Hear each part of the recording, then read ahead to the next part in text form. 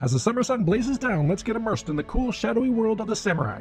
And this month we've got two classic films with wildly different interpretations of this warrior archetype.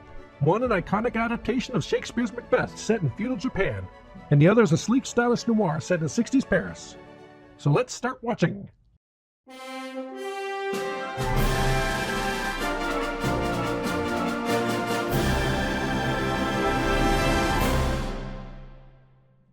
Welcome to Watch Assignment, the show where we help you in the never-ending search for what to watch, and offer up 2 movie suggestions that are instantly available to watch this month on Plex and Tubi. I'm your curator, Mr. Streamface, and here's what we got for July 2024. Samurais were the warrior class in feudal Japan, known for their strict code of honor and martial prowess.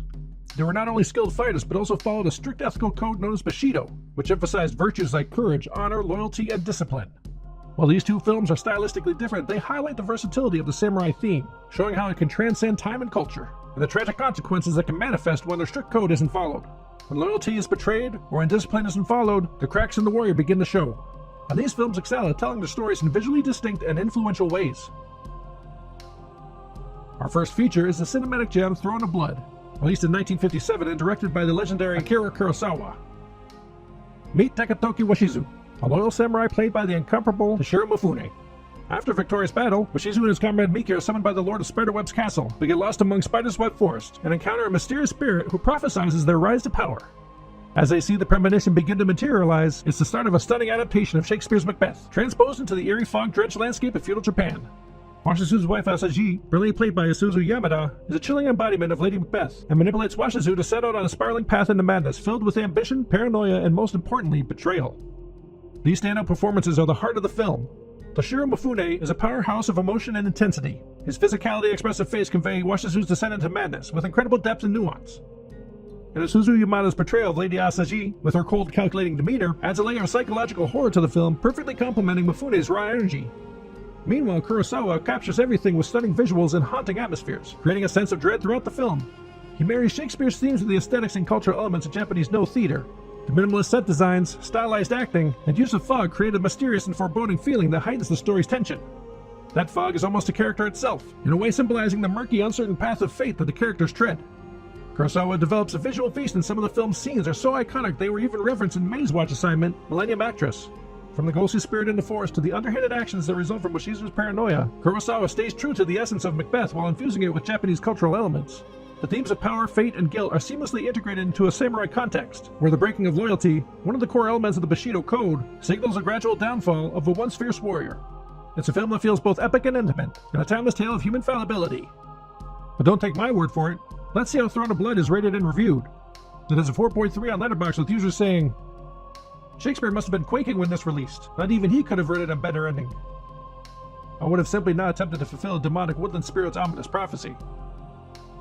It has an 8 on IMDb, with users saying, "Timeless action, drama, and war epic. Haunting mood and imagery."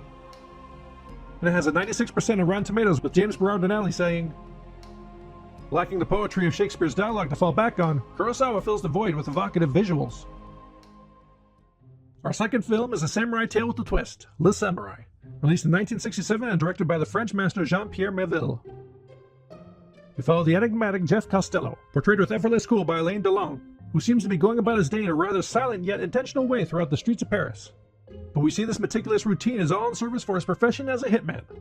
You see, Jeff is a hitman who lives by a strict personal code.